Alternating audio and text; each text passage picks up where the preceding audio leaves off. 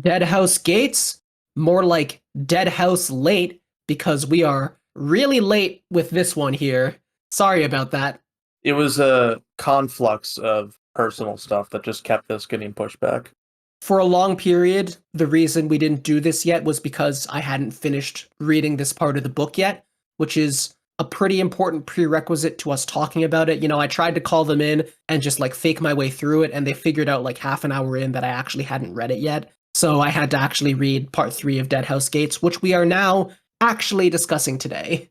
Pretty good part. Also, as a quick programming note, we still haven't figured out how we're going to record part 4 because it's like 40% of the book. And there's a couple different ways we can do it. I don't know if we'll have like an idea of which one's the best Werb until you actually like read it, and then we can discuss how to do it. But I doubt it's going to be like one episode because that episode would be like 5 hours long. Yeah, so I would say two of the options are we could just have me stop halfway through part 4, discuss, and then another one for the rest of it. We could sort of have me read all of it, and then we do like one call for discussing some of the plot lines, and another call for, another recording, another for you listeners, podcast for the other plot lines, where one thing we tossed around was one podcast just for discussing Fellas and stuff, and one podcast for everything else, because that's kind of how we roll at this point.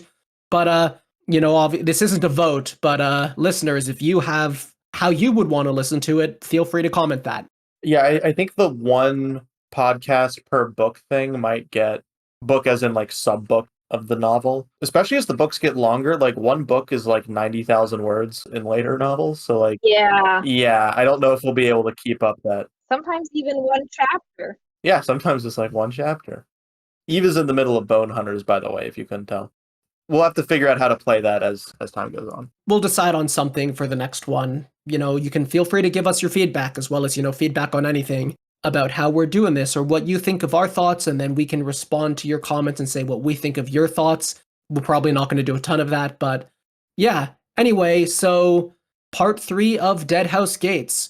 I gotta say, the Deadhouse has still not really showed up, so kind of a scam. Well, this book is called Chain of Dogs, and at least the Chain of Dogs has shown up, so we're not doing too bad. Yeah. Yeah, at least you got dogs. Yeah, there also are literal dogs in the book now. I'm gonna say there's a solid chance somebody goes through Deadhouse Gates. Like, there's a solid chance that Kalam I guess Kalam is taking a boat, so Fiddler goes through the gates, and one of the final parts of this book is he goes in to try and assassinate Lacine, and he just fails. But it's also, like, my other prediction for the final book of this book is that it's more of a thematic thing, like how Gardens of the Moon was a thematic thing for that book, where we might be making a thematic statement about what the act of walking into the gates of one of those houses, like Ralik Nam did with Vorkan last book, what such an act would mean. So there's multiple ways I could see it playing in. Yeah, Erickson would never set something up and then not follow through. That doesn't happen. I genuinely don't know what kind of sarcasm that is. Like, I don't know how many layers of irony you are on when you say that. Honestly, I don't either. At least 4, I think. He might follow up on everything. He might drop half the things he brings up. I could see them both being where this is going as a series as a whole. All right, so I think to get us into the flow, get the blood pumping, get to the old, get the old swagger back, we need to start with a tried and true topic that all of us feel very passionate about and that we can talk about for hours, which is of course, the Wiccans. Oh, God. So, Werb, what do you think about the Wiccans so far? Thank God Lynn's on mute.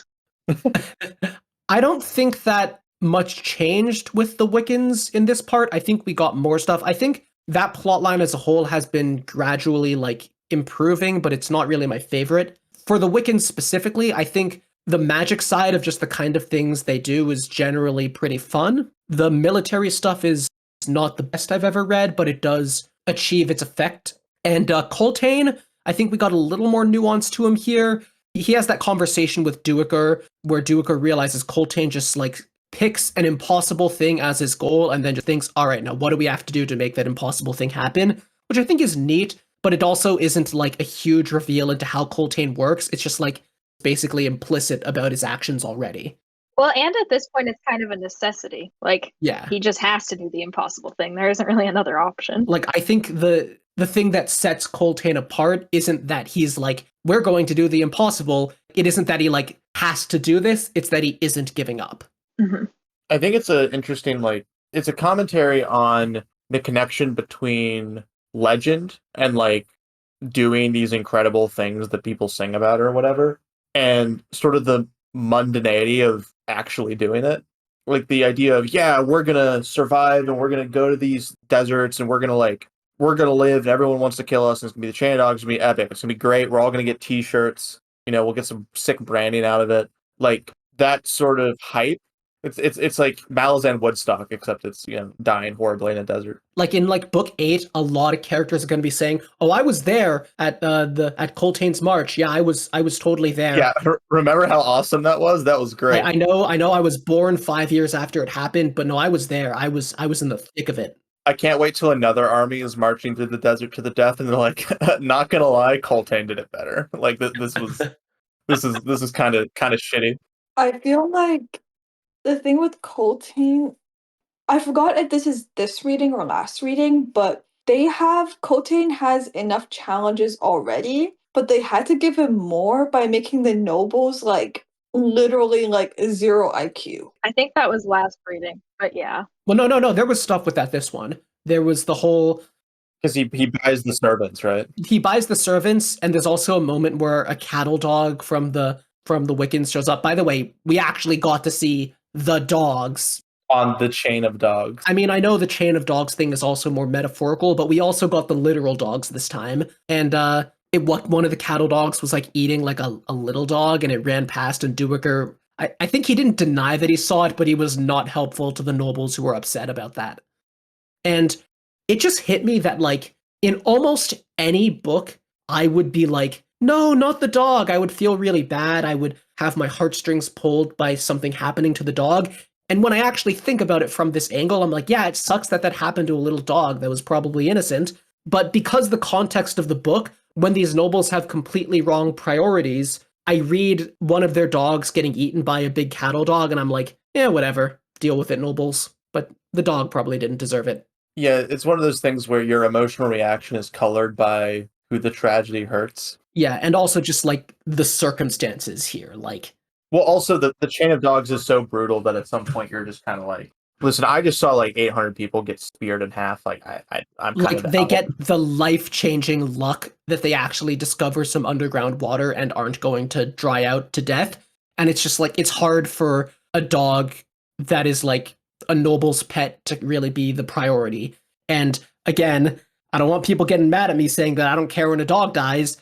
It's just that I'm commenting on the sheer effect of everything going on in this plotline kind of does affect your initial reactions to such things. The story does a good job of immersing me in the struggle that they're deep in and making me view it as they would while in that struggle instead of bringing in my own outside mindset of, oh, I don't want to see a dog die.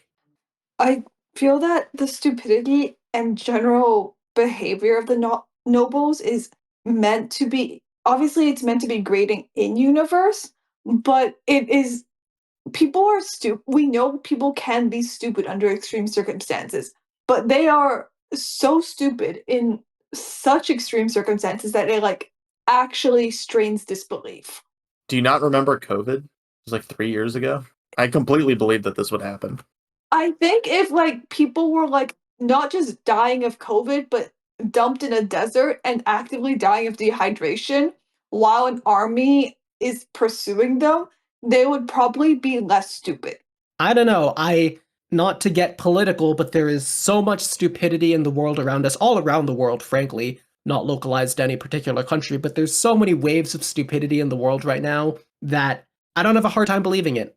So nobles were brought up earlier in the story when they got cold, if everyone remembers.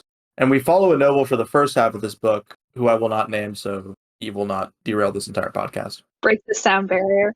That noble reacts to the situation and like kind of gets what situation she's in and is like, okay, this is my life. I need to start adapting and sort of accepting where I am. These nobles do the opposite. They do not do that at all. And I think that there's a level of community to that because Felicin is completely isolated. She is not remotely in a position to try and like assert anything about her former nobility. well, these nobles have enough of them around each other that even though they're in these horrible circumstances and trying to survive, they're kind of self-reinforcing their social dynamics in a way that would probably break down for any of them individually a lot faster. Yeah. And I think it's also indicative of how nobility is, for the most part, on a level that we don't see in most of like our modern societies, at least for those of us who are in this podcast, who are, in fairly Western societies. Even rich people in real life are not told by the entire social structure around them that they're different and special in the way that like landed nobility would have been in that kind of era. And I think that that also kind of explains how they stick to those social dynamics more rigidly than something we would be familiar with right now.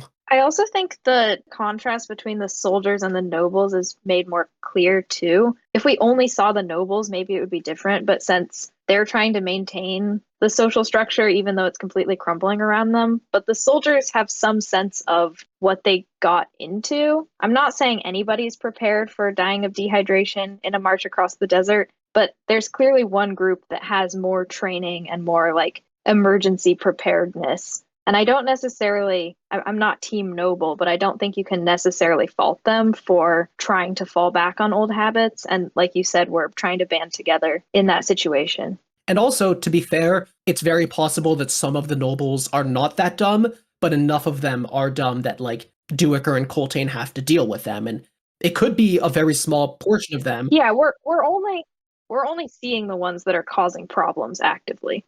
And also Duiker is a hyper competent, hyper aware, trained professional who approaches everything rationally. And so he is, like, via our perspective, he's a problem solver. He is thinking about, like, okay, how do we deal with this situation? All right, we need to send these troops here. We need to get this water, like, whatever. That's the mindset that he's in. He's not having the, like, emotional panic and breakdown that the nobility. Like everything he knows is falling apart.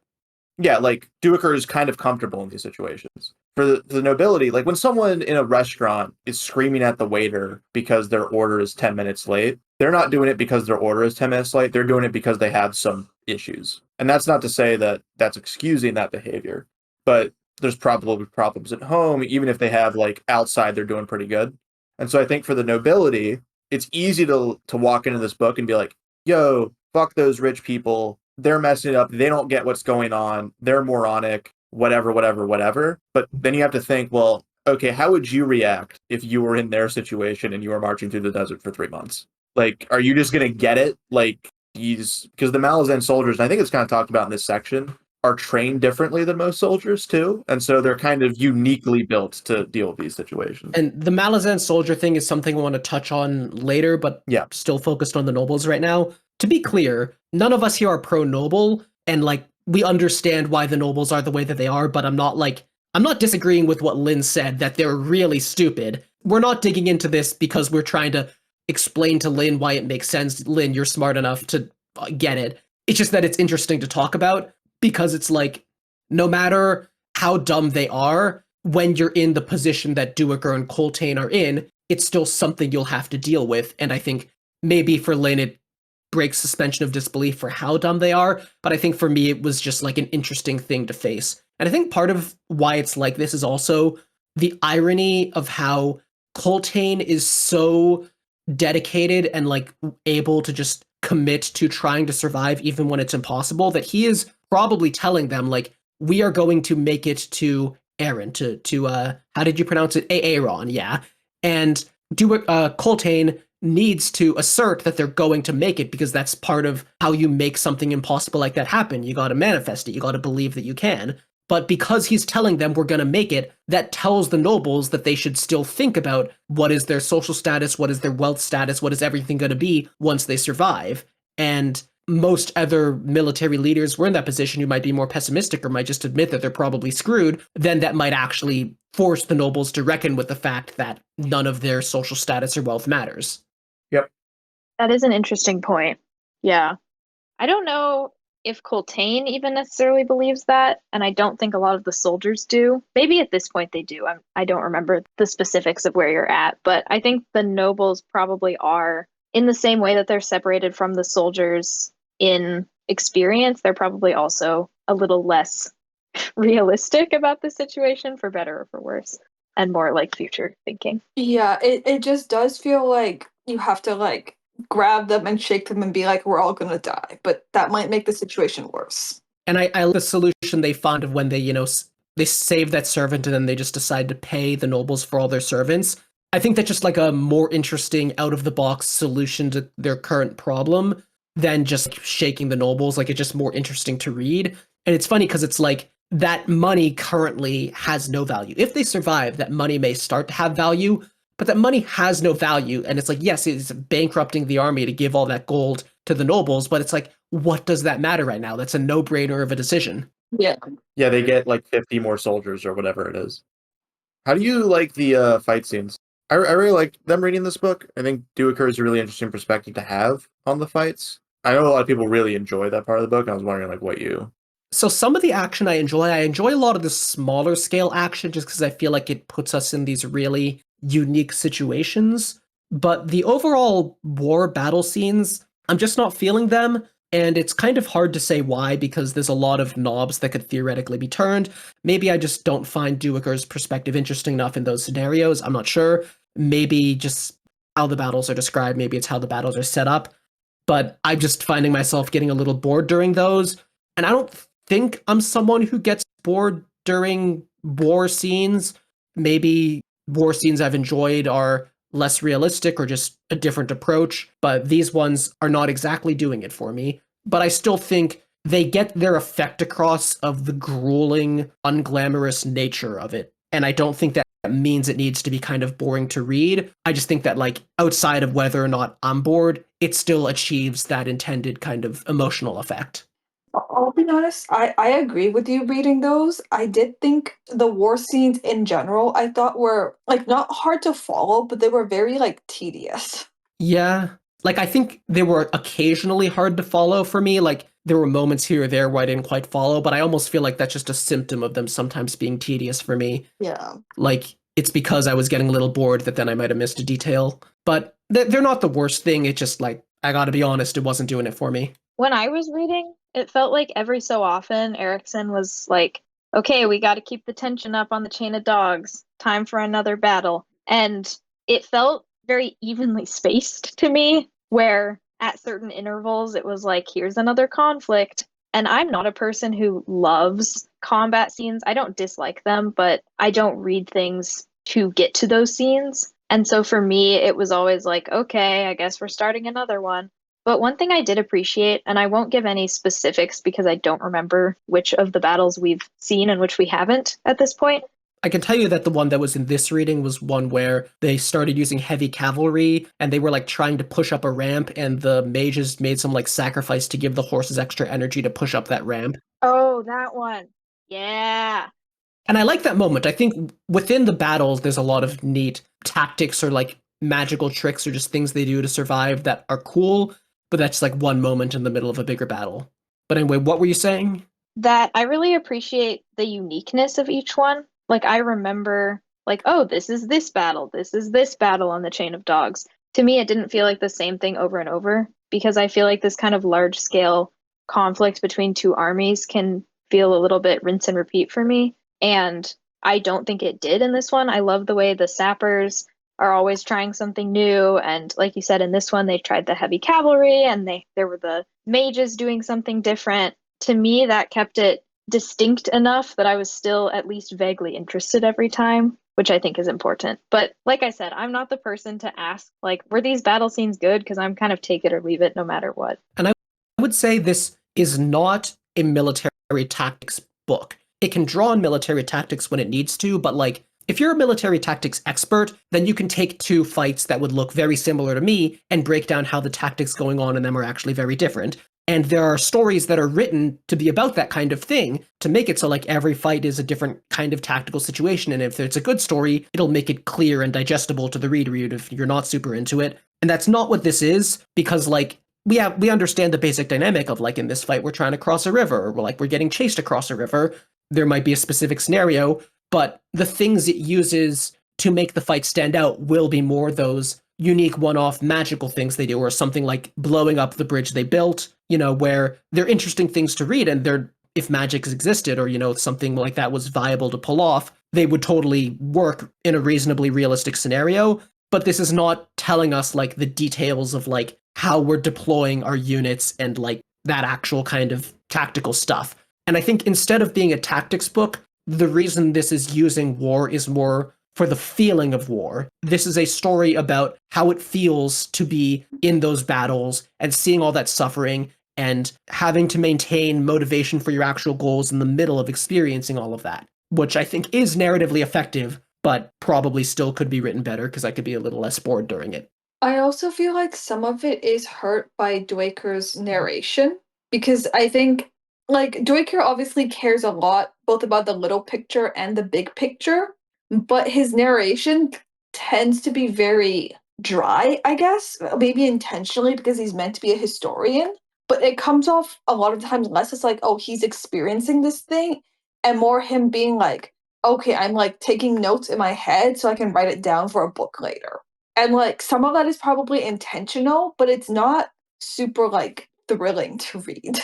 I'm not sure that's exactly what I felt, but I don't necessarily disagree. It's just hard for me to pin down if it's like Dewiker's narration or how Erickson writes description of battles, it's or like these specific battles. It's hard to say. I think it kind of works for me because it makes the moments of emotion for him during the battles stand out to me more. I think that's where some of the best quotes from Deadhouse Gates come is in the middle of some long fight scene that's lasted like 40 pages, and then we just get a random emotional punch. I really like those personally, but I do see what you mean where it can make the entire battle feel a little bit tedious. And I'm not the number one Dewiker fan, so. What's the deal with that lady who keeps on like looking at Dewiker and being like, "We're gonna fuck," and in the middle of the battle, she's like, "I'm gonna ride you tomorrow or like tonight." I forgot about that. That was crazy. Well, she wants to get laid. What are you talking about? Why Dewiker? Dewiker's hot, I guess. Nothing gets the blood pumping like He's like literate. combat. I do think competent.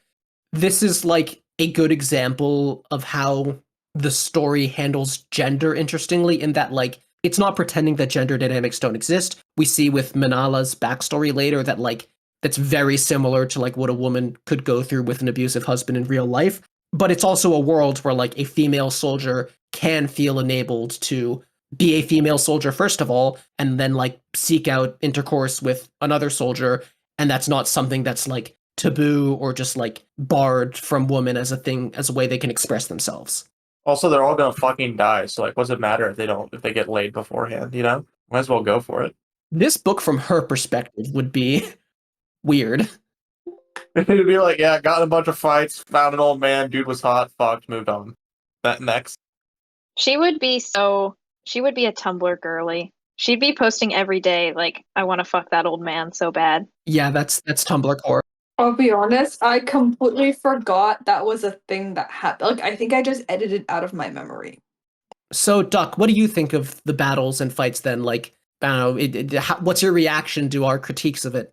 I mean, it sounds like a lot of preference things, so I'm not gonna be like, oh, I can't believe you say this, whatever. I probably like them a little bit more than you do. I definitely like Duiker more than Lynn does, that's for sure. Yeah. That's not hard. That's not difficult. Sorry, I like Duiker a positive amount, excuse me. I mean, I don't think Dwaker is like I'm not like super anti Dwaker. I'm just like he is what he is.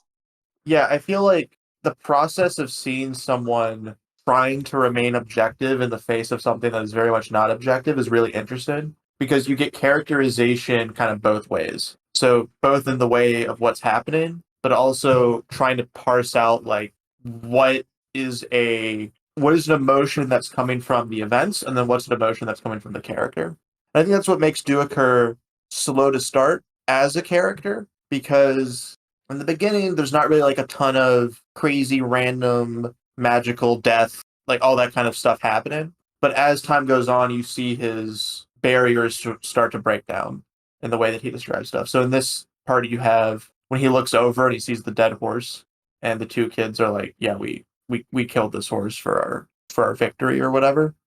I think that's what makes it work on a meta level. I'm not someone who's like, "Oh, and then the left flank went 30 degrees south and took out their position. Like, that's not something that gets me excited when I'm reading.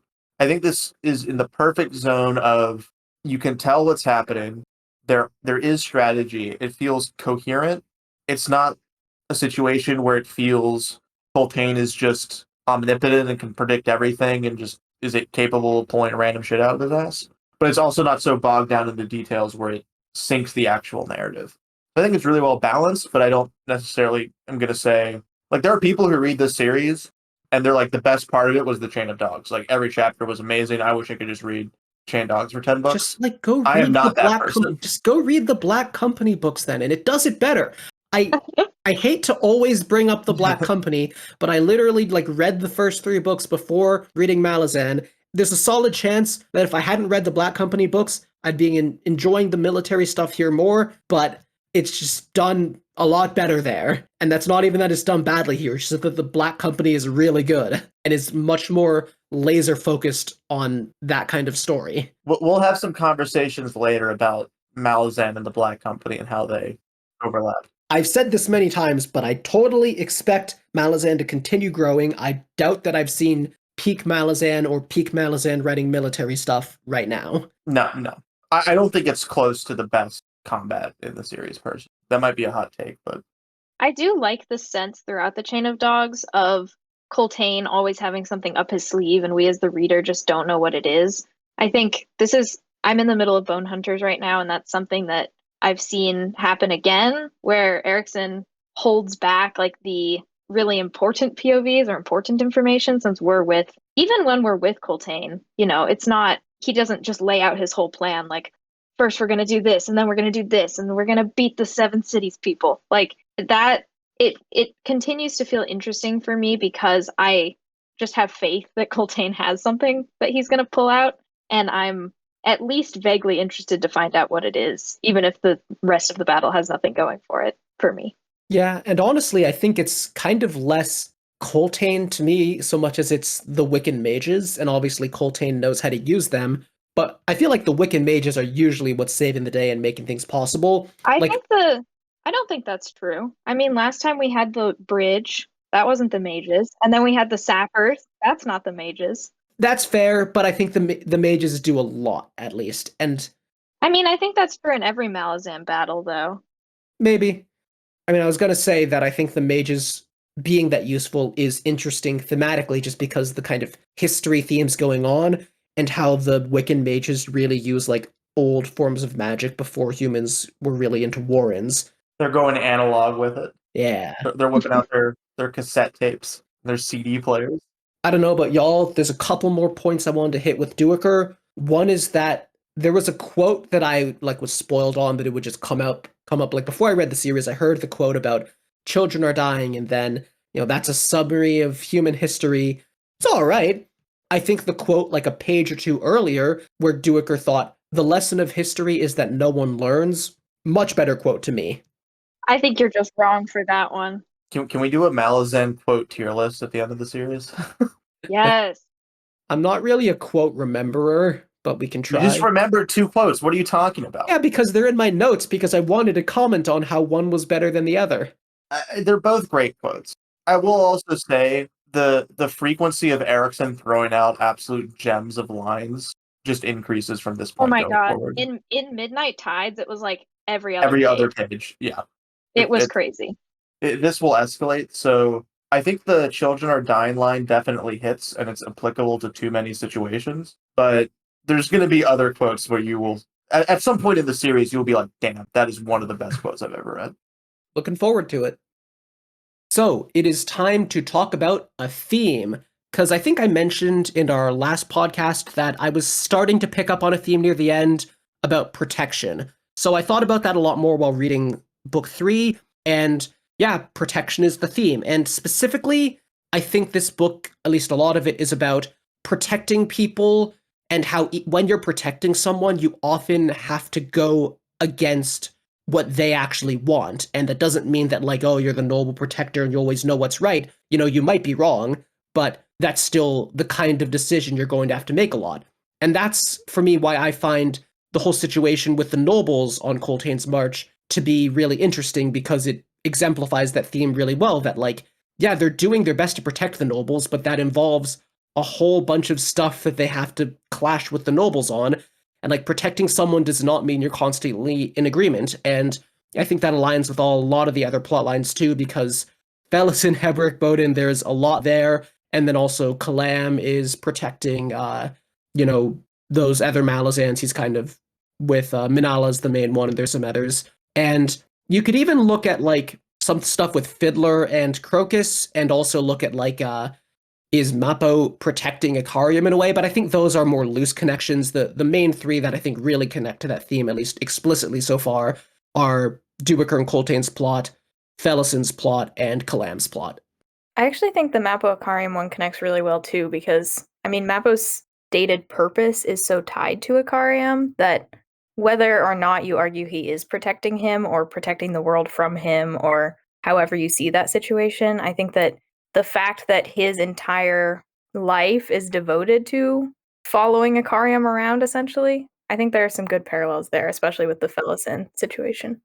Yeah, I don't think it's not connected, but maybe more that it's like it depends on how it ends, because depending on like where their plotline goes in this book, I could see it casting in retrospect everything that happened under the light of protection, but it could also theoretically go in a way where it instead makes us reflect upon their plotline under the lens of a different theme.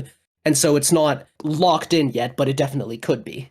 And that's not to say that there can only be just one theme in a plotline, of course. No, I think it's definitely a motif, because not just in the scenarios in this book, but also a little bit with Gardens of the Moon with the Imperial aspects. It kind of brings up a question of when is it okay to overrule someone else's agency, especially when that person is being self-destructive.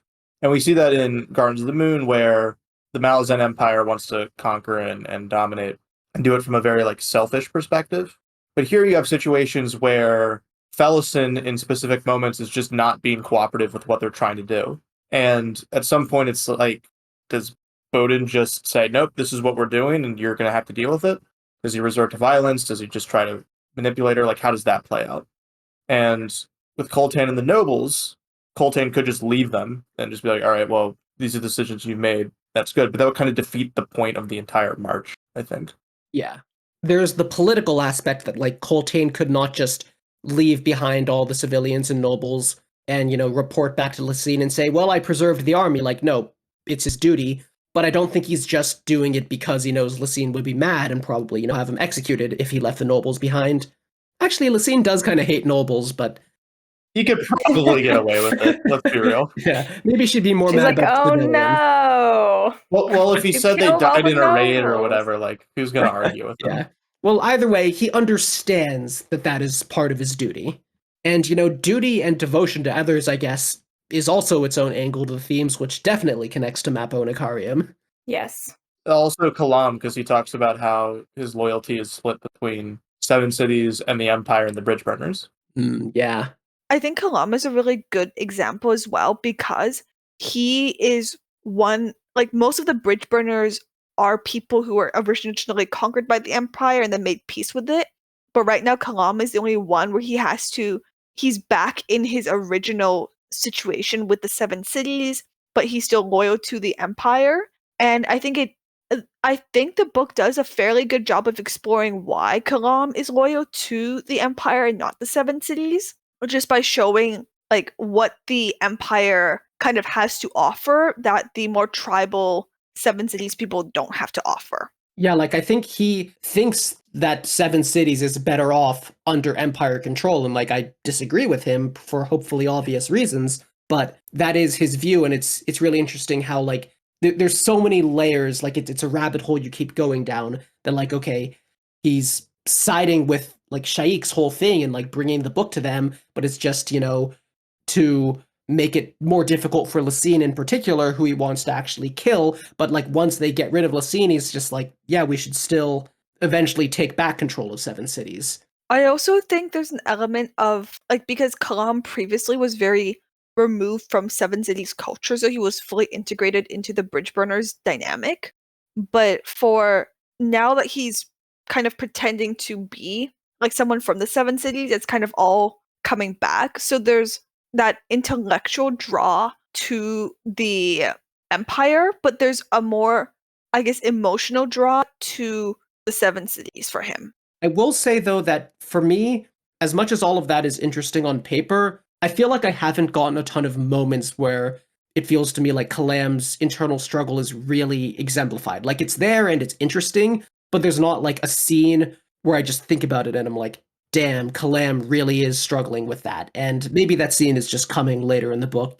There's still like 40% of the book left, but I'm still waiting on it. I agree with you. His plotline is easily the weakest for me in this book, just because I don't have like any emotional buy-in. I understand why he's doing the things he's doing and why he is motivated to side with the Empire but not with Lucine and everything like that. I just don't care. And I feel as though I cannot describe anything about his personality or anything that would make me interested in him. I think I like him a little more than that. I can vibe with, a competent soldier trying to get things done, but he's not, he's better than the bridge burners were last book, but he's not a standout yet. I don't know if, I think I do get a pretty solid grasp of Kalam's personality. I think I think ultimately he is he values the practicalities above all else, but I do think that that's what makes it interesting, because I do think he has some sentimental association with the culture of the Seven Cities. So I think there is, or maybe I'm reading too much into it, but I think there is some of that tension in his point of view. For example, when he's readopting some of the habits or the customs of the Seven Cities to try to blend it. Yeah, I think all of that is good. I'm just waiting for either the moral dilemma or something even more interesting than the moral dilemma, because I think Erickson can write situations that explore these things in more interesting ways than like Kalam being the puppy and there being like, seven cities and the Malazan Empire calling for him. But it has felt like every time he does something, his decision making has been very unambiguous and there hasn't been a temptation, which is just it's not complete to me yet. And again, still, waiting for the rest of the book to show me where it's going. I do like his interactions with the people he's protecting, though. They're not like super fascinating, and I admit I don't remember the character names other than Minala, but I think Keneb. Right, Keneb. Well, Love that guy. He's not going to be important. Don't worry about it. He's just That was not a telling reaction at all. He's kind of not, honestly. He's just kind of there, but no, he's like injured, isn't he? Well, he's concussed or Yeah, has some yeah. sort of brain damage. Yeah, he's having a hard time, and it's cool. And I really liked the conversation Kalam had with Minala, because what Minala described herself going through was just like, I think we talked about this earlier, but like it was just like something lots of women in real life go through, and like the kind of hard decision that people do have to make of like what you're willing to suffer through for the sake of, what you want to provide for your kids. And I think that gives us a really good, again, another angle to that whole protection theme, because like Minala's kind of getting the opportunity here to protect people in a more direct way. Like she's sort of freed and enabled. And I think there was also a thing, right, where I don't remember like who exactly did what, the exact characters are a little lost to me right now. But so somebody basically like is implied to have just gone in and killed her husband when shit was going down, right? And just didn't say that they did, right? Yeah, if I remember correctly. Yeah, and I think it's very interesting how that's the same thing that happened with Bowden and what's his name with Fellison? Bennett. Yeah, so that's a motif right there. Speaking of divided loyalties, well, Star Yield got arrested. Yeah. And she's a Red Blade, so she is someone who was originally Seven Cities and then became part of the Imperial command structure, but then kind of got betrayed, which sucks for her. Yeah, I'm really interested in sort of learning why that happened, because I don't know, maybe the Red Blades just literally committed a treason and she wasn't there for it. Like, I don't know. Kind of awkward. You roll back in and you're like, "Hey guys, what's up? We're just why is everyone in chains?" Yeah, Whatever. and it's like, did they actually do a treason? Pull a treason? What's the verb for commit treason? But did they actually commit, or did someone up high in the Malazan command structure in Aaron just basically think, why are we leaving these 7 cities guys around? Why are we letting them guard us? We don't trust that. Let's just do a little internment. I think it's especially interesting because it seemed that the Red Blades are the more fanatical wing of the occupation based on the little massacre we saw at the very start of the book. Yep. So it's interesting both that they are the more fanatical wing, but we don't know why exactly or what's driving them or the individuals. Are they just like hardcore true believers? Are they trying to prove their loyalty?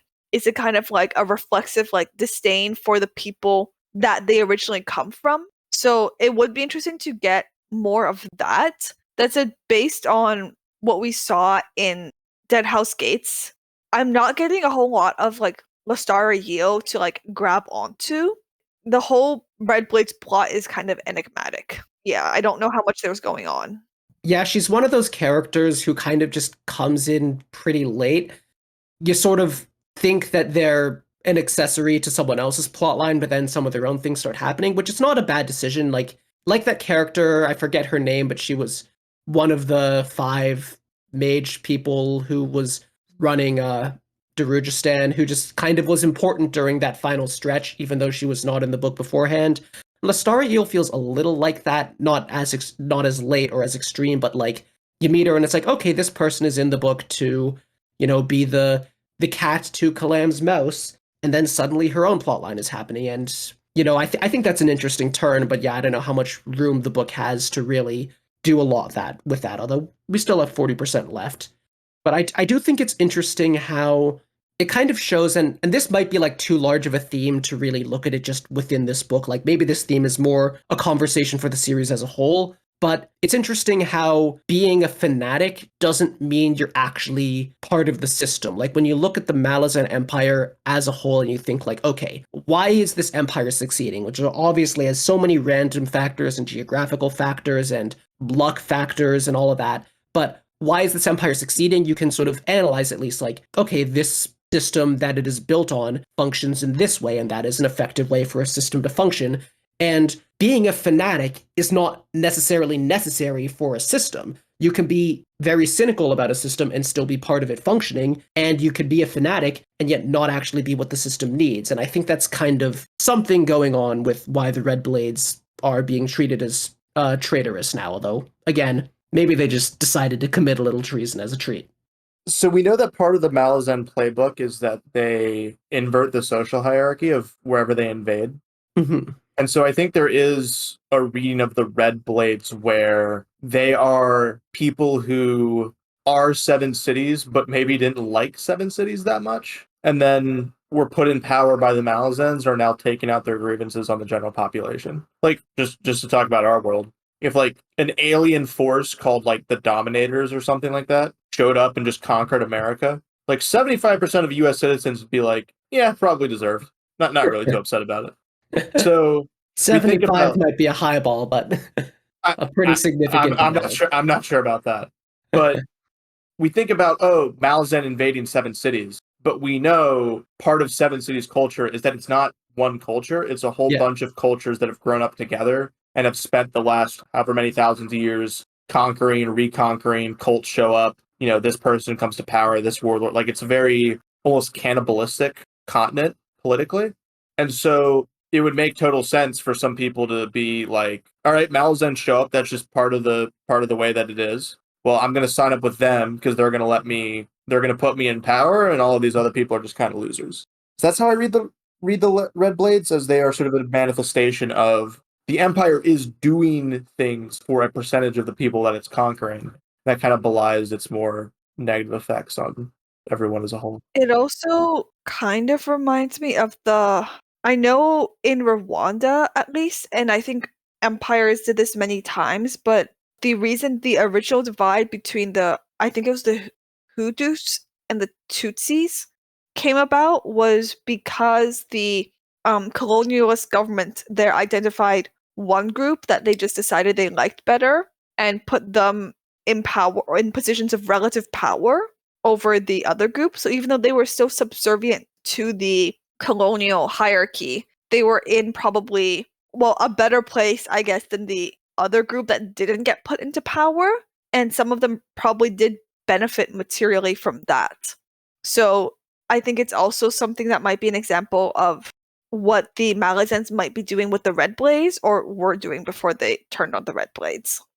And I think all of that is really interesting, but that is all kind of what was happening before. And now the Red Blades have been arrested. And so it's a whole new dynamic. And I wonder if that has to do with the fact that everything is going wrong for the Malazan Empire, of course, not for Seven Cities, but from the Malazan perspective, everything is going wrong on Seven Cities. And maybe they're thinking like, okay, the dynamic we set up where we have some local collaborators has broken down. So therefore, why do we still care about these local collaborators? Like maybe when their whole operation is falling apart, they just no longer see value in maintaining the Red Blades. And I'm sure it's more complicated than that because soldiers are soldiers, and the Malazans on Seven Cities definitely need soldiers. But I think there's something there that makes me curious to read the explanation for why they're traitors. It also does kind of parallel the internal purge of the nobility in Malazan City proper, because, well, the empire is clearly failing under Lacine's leadership, and it's eating itself. So one group trying to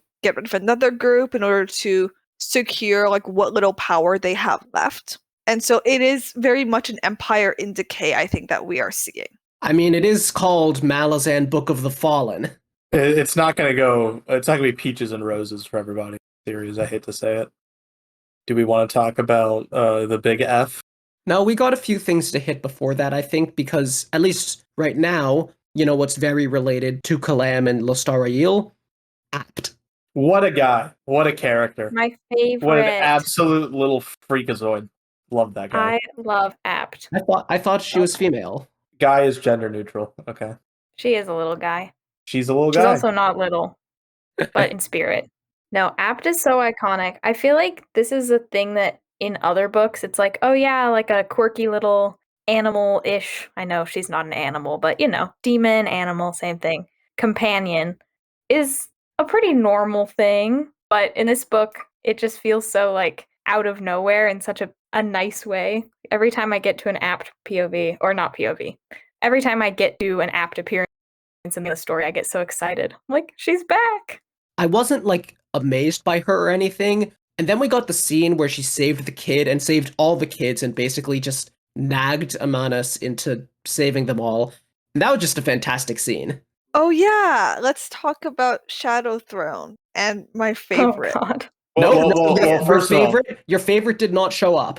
First of all, well, I think it's really funny that even if we're in Apt's point of view, when Apt is talking to Shadow Throne, it's just clicking. It's just no words. Oh, yeah, I forgot about that. That was a really interesting. Yeah, and then Shadow Throne responds, and I'm still not sure if Shadow Throne can even knew what Apt was saying, or is just bullshitting.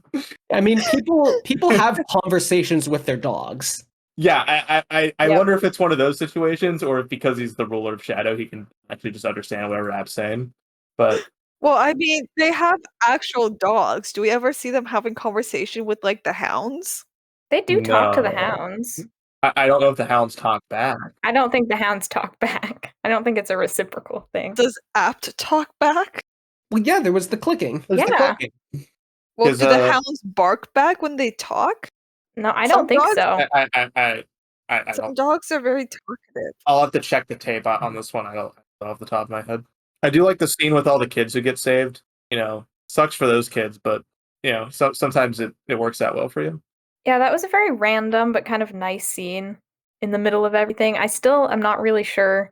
I'll reserve judgment because Werb hasn't seen how that whole thing goes yet, but I like it.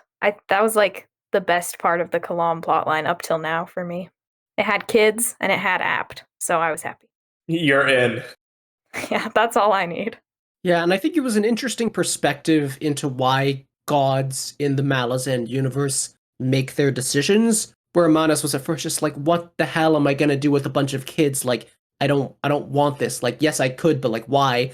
And then Apt convinces him like that they would be useful servants, and he's like, I could do things with servants.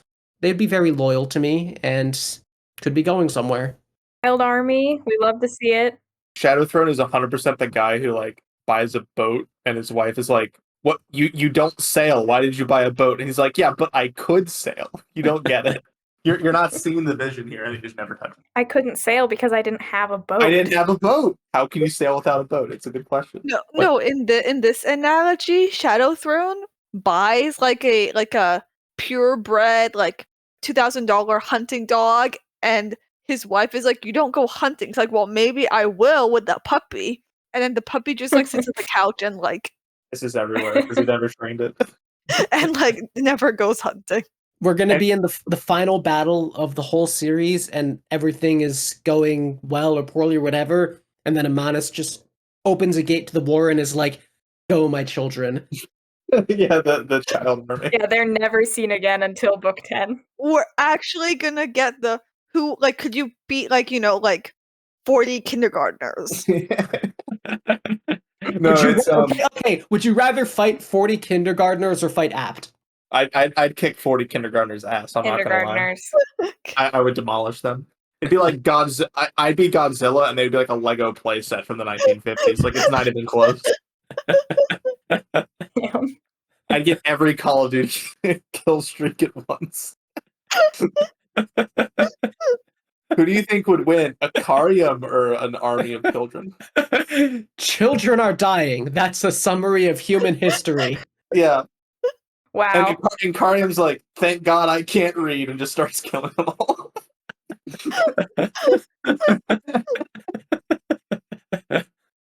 Sorry, forgot all the history, my bad. You can tell Duck's a big Duiker fan. It's a metaphor, okay? No, I'm just imagining the final battle, and Shadowthrone like walks out in a bathrobe and is like, oh shit, that was today. Oh, my bad, guys. My Google Calendar got messed up. Just things not reliable. Honestly, I do wonder if Shadow Throne was like if he got brain damage after ascending, because he seems like he has brain damage, but I don't know if he was also like that before ascending. You'll have to read the prequel novel, Knight of Knives, by Ian C. Elsimon, available wherever fine books are sold, to find out. So true. It will have like one of your favorite characters in it, so you should probably just say. Yeah, get Like- on that. Is that like you mean Cotillion, right? No, actually, it's a character introduced in that book who's just the most Lin core possible. Is Cotillion not in it? He's in it, a non-zero amount. All right. It True. is called the Knight of Knives. That could be a negative amount. True. All right, we talk about Felson now. How would someone be in it a negative amount? Maybe reading Knight of Knives erases memories of Cotillion from your brain. Oh, whoa. No, Whoa. it's it reveals that one Cotillion appearance in the main series wasn't actually Cotillion, it was somebody else. Yeah, it was just Shadowthrone and drag. Oh no, Yeah. there's just a random scene in Gardens of the Moon where Cotillion was like on a coffee break, and that actually just was Apsalar. Yeah. He just got bored that day. Apsalar comes back for like 10 minutes. What the fuck?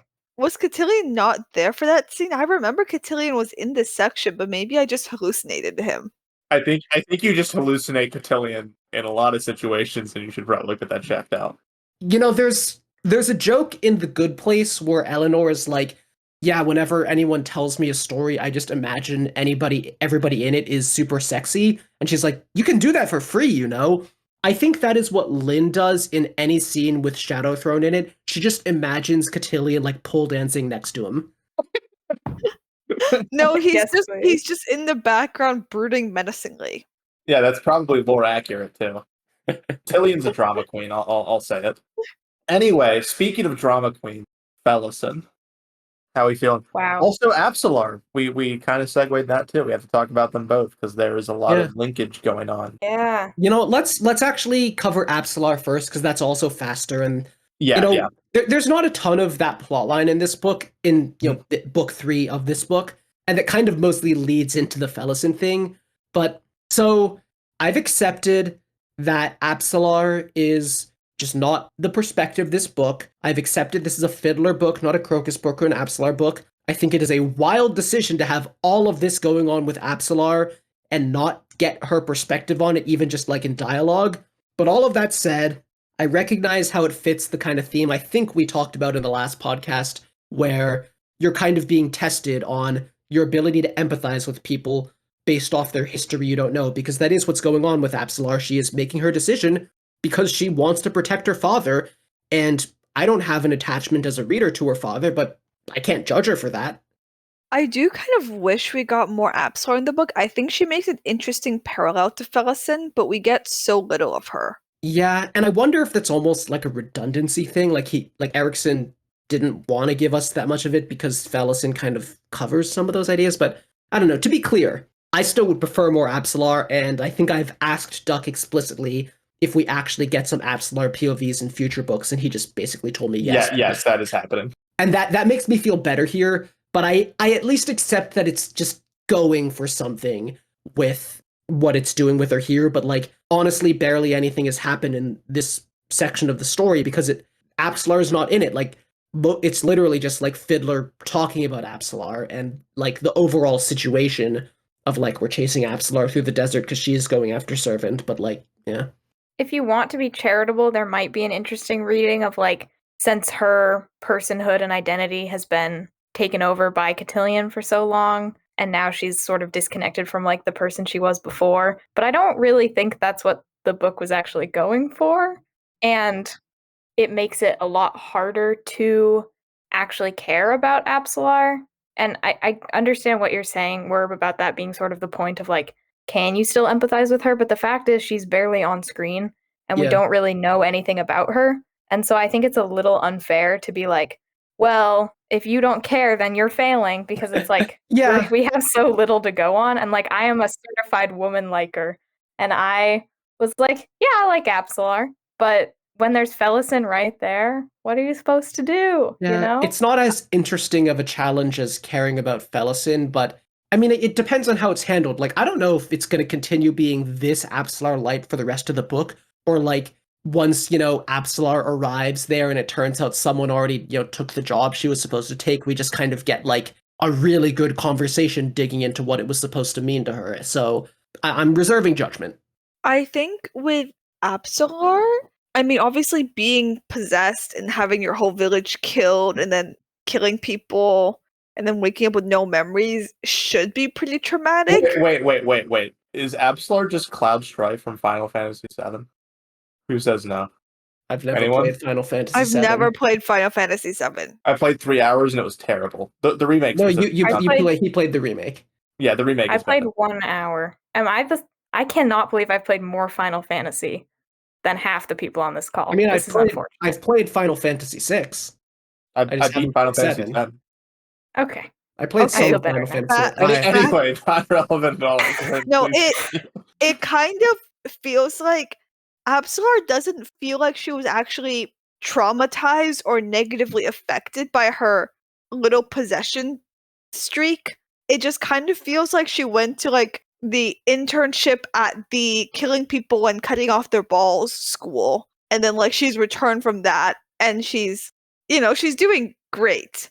Well, I mean, I think if we consider the full context of Gardens of the Moon, it works because I'm not sure if you were trying to say that as a critique, but like I think it's fine as it is because the whole idea was the wax witch was kind of protecting her mind from the consequences of what Cotillion was doing. Yeah. And so like, yeah, she did kind of just wake up and it's like, I have these skills now, but I'm kind of living my life. Where I think it's good that she was kind of just doing her thing, being cute with Crocus for a while, and then she only starts to have problems when it's like, oh shit, I'm actually seeing some more Cotillion memories, and when it's like, oh shit, like my father, that actually matters to me. But like, I think it's correct that that's kind of a new thing. Like, it wouldn't make sense if she was like having father angst the whole time. I mean, she was trying to go home to her father, I guess, but like that was a long-term goal that is now changed into a shorter-term goal because the new information she was given, that Servant was her father and she had to go chase him. I still can't get over the plot hook of how funny "let's go bring Absalar back to her family" is, and then they proceed to just fuck off and not do that at all. Well, they were going to go to the Deadhouse. Which is just objectively like a terrible plan. It would be like if you lived in New York and you had to take someone to like I don't know, Mumbai or something like that, and your guide was saying, okay, fastest way to get there, we go into the South American rainforest and we find the lost village of blah, blah, blah, and then we just We'll be. Don't worry, it'll work out. It'll work out. And it's like, okay, it will teleport us there. Yes, it does do that, but it's Probably. super dangerous to get there. And once we arrive there, we'll be fugitives. But Oh, and also a horde of changelings are also going there in the same way, and they might just kill yeah. us on So on the I way. want to make something clear, which is that Absalar was a fisher girl. She lived on the coast. So how would you want to get back to the Malazan continent? I forget what it was called, but like, do you take a boat, which takes you to the coast, which is where she is trying to go, or do you take the teleporty thing that takes you to the capital, which is exactly where you're a fugitive? Well, they also took a boat to the teleporting thing, so it really just is a no. They should have taken another boat. Yeah, exactly. I will also say quickly that the wax witch is another example of someone stepping in and protecting someone else, sort of overruling their. Anyway, that's just pointing that out for those involved. Yeah. I will say I think not having a lot of Absolar POVs does, I think, make the reveal, not the reveal, but the ambiguity at the end of this book about who's it going to be kind of not really work for me, because only one of them has actually gotten a character arc so far in this. Yeah. By the way, we're not pretending like it's ambiguous too. I mean, yeah, I was about to say that. Like, I did not finish book 3 thinking, I wonder who. I'm like, okay, it's Felison. Yeah, there's the moment about the hands that kind of tells you that, but where she says, "Oh, look out for his hands." At some point when I was reading through it, like, Duck, you can confirm that, like, I did just say, like long before Felison was getting close to there, just like when we found out that Absalar was being slated for this, I was like, so there's a pretty good chance it's actually going to be Felison, huh? Yeah, it's going to be Felison. And like, I called that at the time. I think I called it after we knew that they arrived in the desert, which I guess it is kind of signaling it there. But point is, it is not a huge surprise to see book 3 end that way. Yeah, it's a cool literary moment. I just don't think it does a whole lot, and I would rather have this book with some Absolar POVs if that's what we sacrifice to make this moment work. And I agree that would be better. I think just looking at what the book is, it isn't a which one it's gonna be plot. No. The purpose, like, Absalar is not a, like, red herring. Absalar's whole thing is literally just to tell us that this is a thing that can happen, but then we're not, like, seriously considering it as her. We're only just seriously considering it being Felison, which is, like, efficient, I guess, but I think, the more developed story with more Absalar would be better. I'm also not 100% sure if Shaik really makes sense for Absalar. Like, it doesn't in some ways, and it makes sense why Shadowthorn and Cotillion kind of want her to take up that mantle.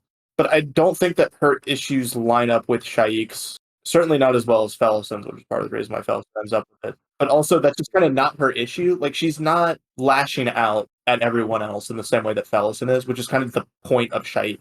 I don't think I remember the details perfectly, but, like, why were they slating Absalar to become Shaik? Because, first of all, it is really funny that Anamander Rake was like, you do not possess this girl anymore, you don't mess with her. And they found, as far as I can tell, an effective loophole. They found a way they could use her that was not breaking their agreement, which is a dick move, but it is still, like, it tells us a lot about how agreements and deals and, jockeying between various gods in this setting works, that, like, this is something they could get away with. Also, Rake's on another continent, so he's Yeah. not really there to enforce it.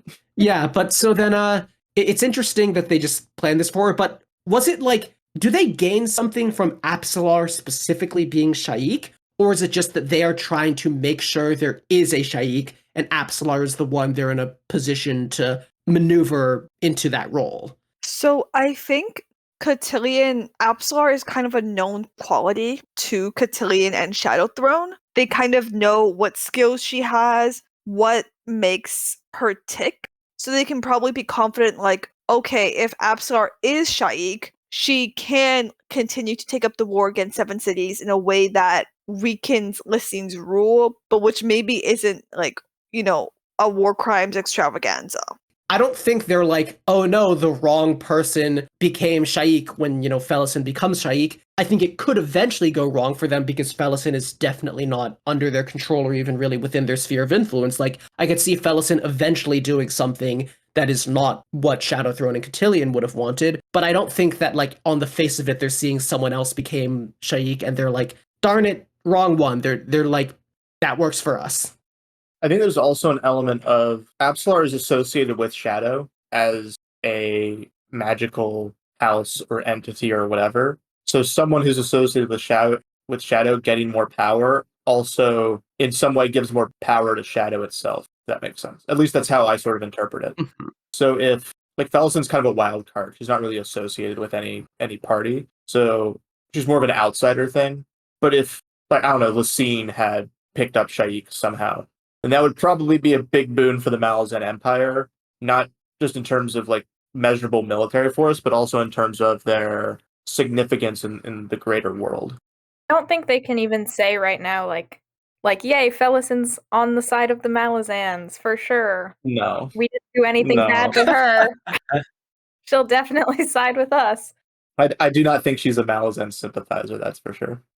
I think that's most of what there is to say about Absalar's plot. I mean, Crocus barely in this one. Fiddler mostly just like talked about and addressed this whole situation with Absalar. And I don't think Mappo and Ikariam did much in this section either. They were in some of those conversations, but other than that, it was just more build up to shapeshifter things that I don't think there was much new this time.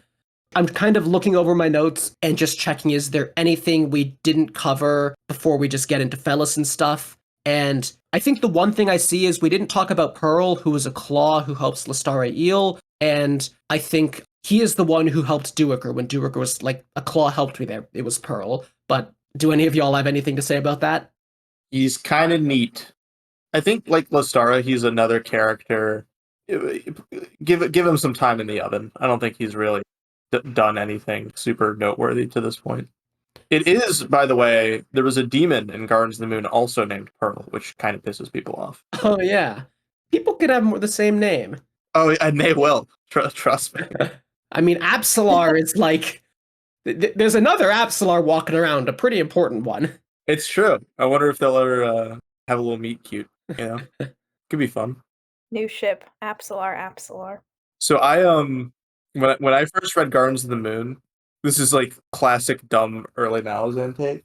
I also thought that Shadowthrone and Hood were the same person for like 2.5 books, but that's a different story. I forgot that Absalar got her name from the goddess of thieves in book 1.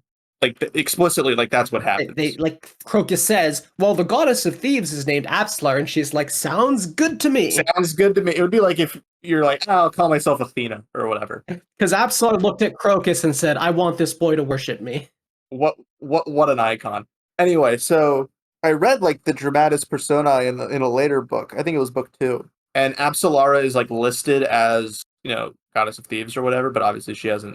It's not even not even known if she's in the story. I was like, when did Absalar become the goddess of thieves? Like, did she ascend? Did I miss that? Like, what's going on? She hasn't stolen anything. This doesn't make any sense. She stole Crocus's heart. Oh, I was unmuting to say that, but I had a mouthful of peanut butter. That's why I don't eat peanut butter, so I can get the joke out first. I am literally peanut maxing right now. I have like peanut butter with peanuts and Reese's Pieces in it. I love peanut butter. I love peanut butter. Is this a call for help? I feel like I love peanut butter. I think Felison? Yes, I think it is time to talk about No. Broke take, Felison. Woke take, Bowden.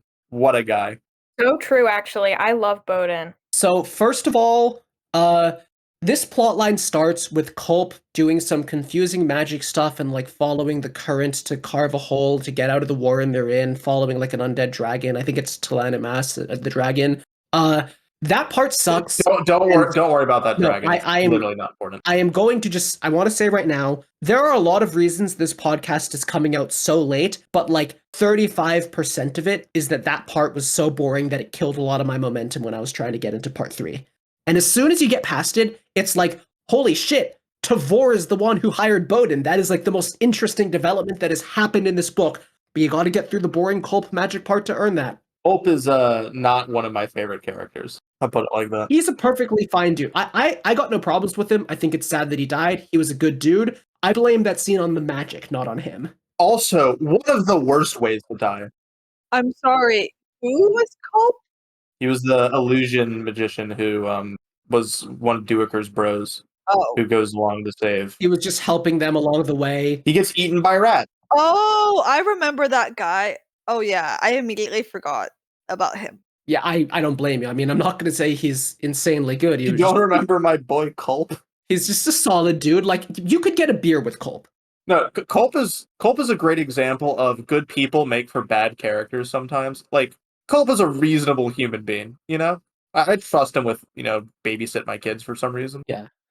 So, Tavor hired Bowden. Yippee! Are we just going to go over every single thing that recontextualizes? Yep.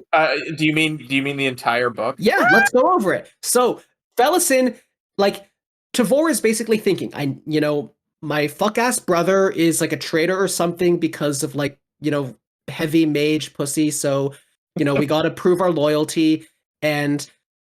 This is already a crazy summary. Oh my god. I was not prepared for any of that. So I gotta send my little sister into slavery.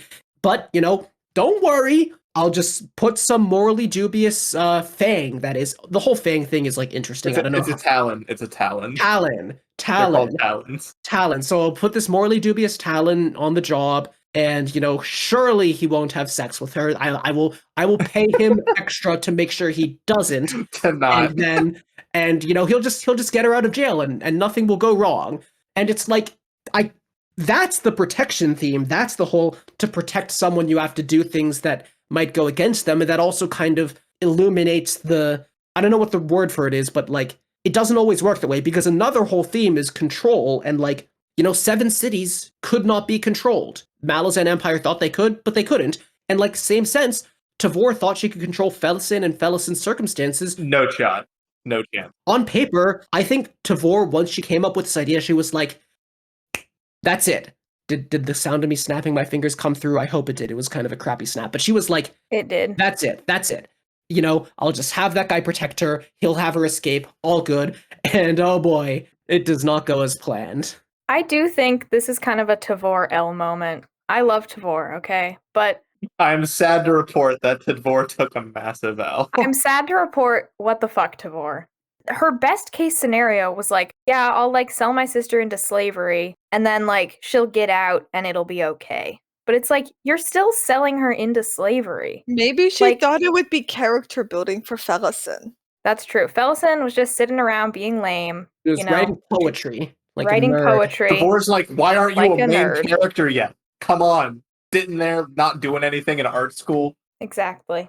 Come on, let's get some spice up in here. Come on, this isn't Blue Period. This is Malazan. You gotta suffer. This is Malazan. No, I think Tavor does that with full knowledge that best case scenario, Felison hates her for life. I don't think there's any illusions about what. But, I mean, it's better than, executing Felison in the town square, But she would be alive. That's the thing. Yeah. There's sort of a question of, how bad the pressure was, because we don't really know yet enough about the Malazan political situation. And on one hand, it's was it really so bad that she had to do this? But then on the other hand, the fact that she had to do this maybe tells us how bad it was, that, maybe if she protected Felison, she would have been no longer adjunct in 6 months, and people would hate her, and there would be all these conspiracies about her, and she had to do this to prove her loyalty. Maybe Lysine would have just gotten tired of her in 6 months if she didn't think Tavor was loyal enough.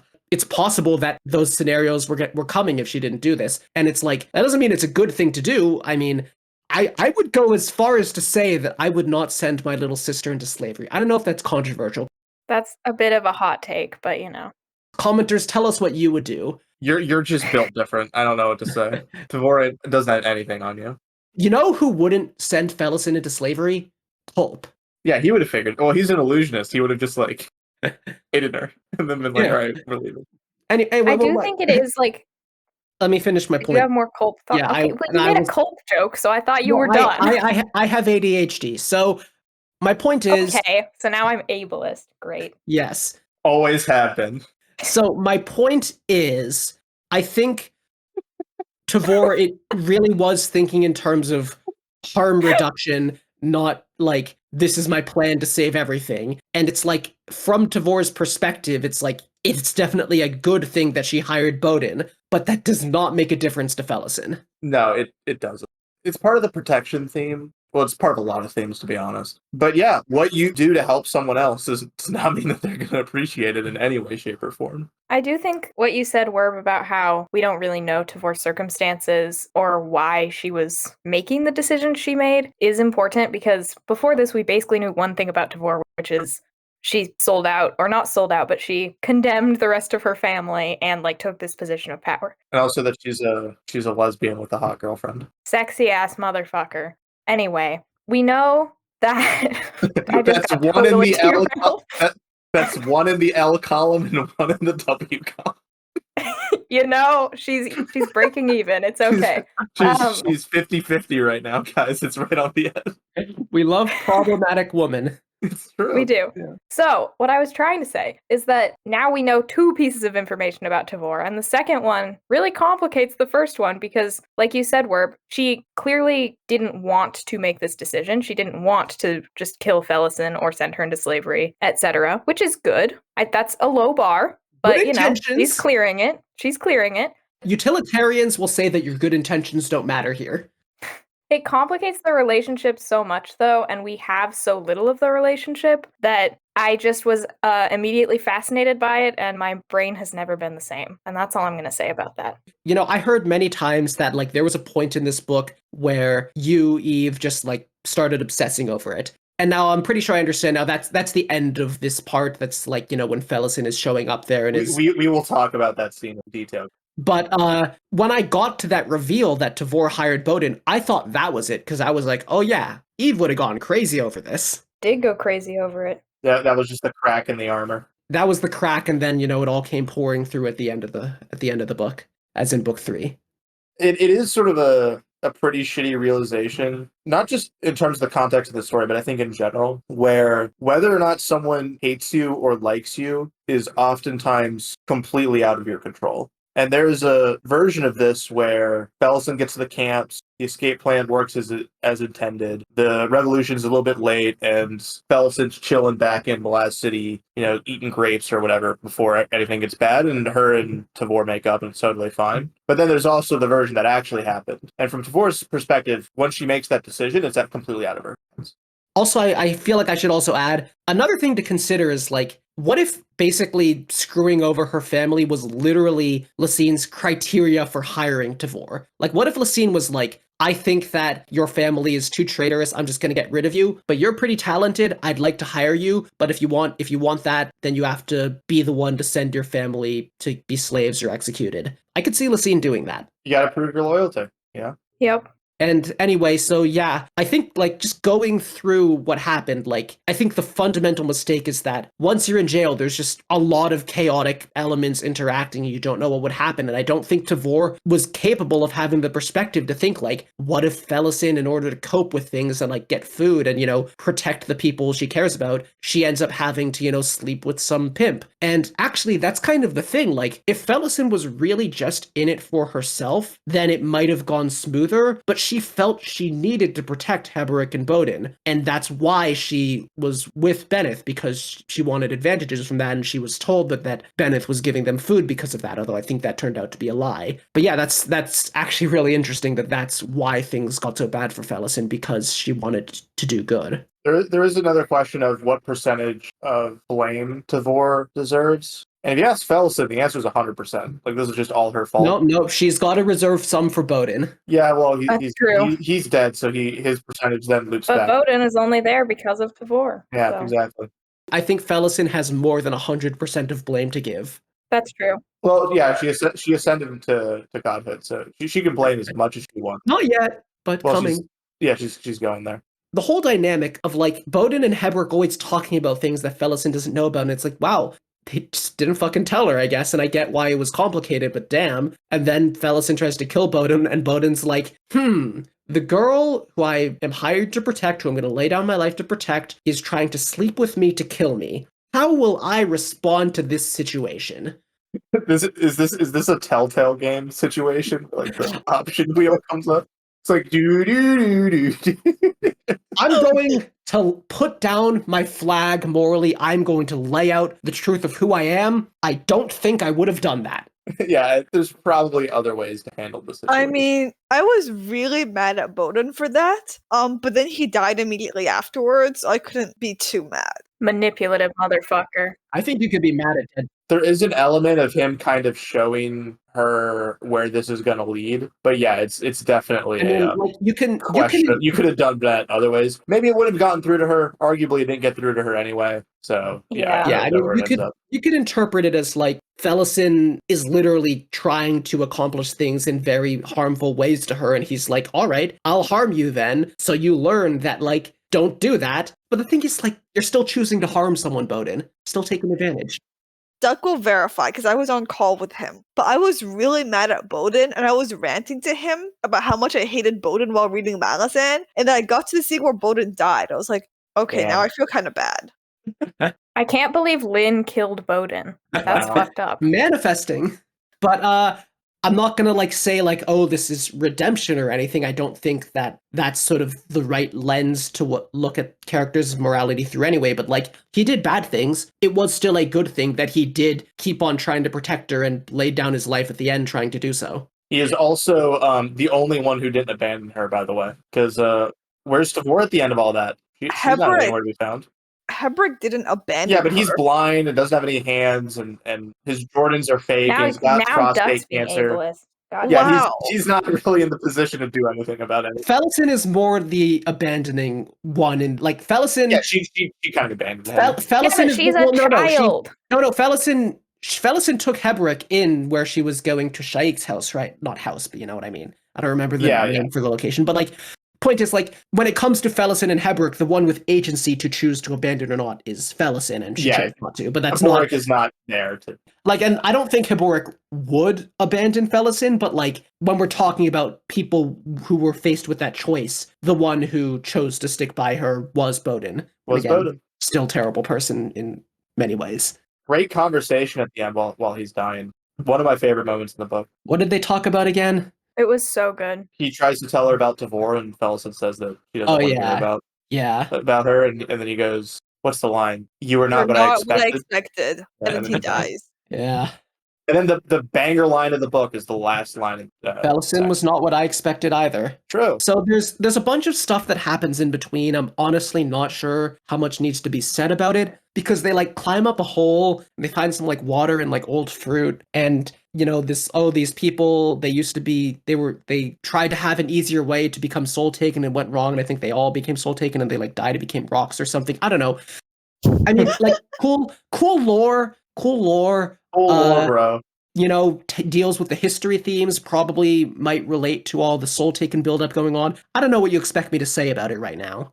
I like the undead Divers guy. He was also Rats. Grillin, I think his name was. And he had like the undead servants who were kind of moping around and like, yeah, you want to hear how I died? And they're like, no. And he's like, I don't know, man. It's a pretty sad story.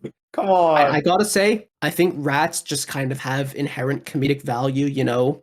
Like just by existing. Rats, weird rats, you know, he's the giant rat that makes all the rules. It's funny. I mean, it was horrifying and then they ate a guy and it was kind of messed up. But it's like, I'm not saying it's funny for rats to eat a guy. I'm saying if you showed me like rats eating a guy and like, I don't know, locusts or like bears eating a guy, I'm saying the rats doing it is funnier than the others. Okay, no, I feel like the bears doing it is funnier.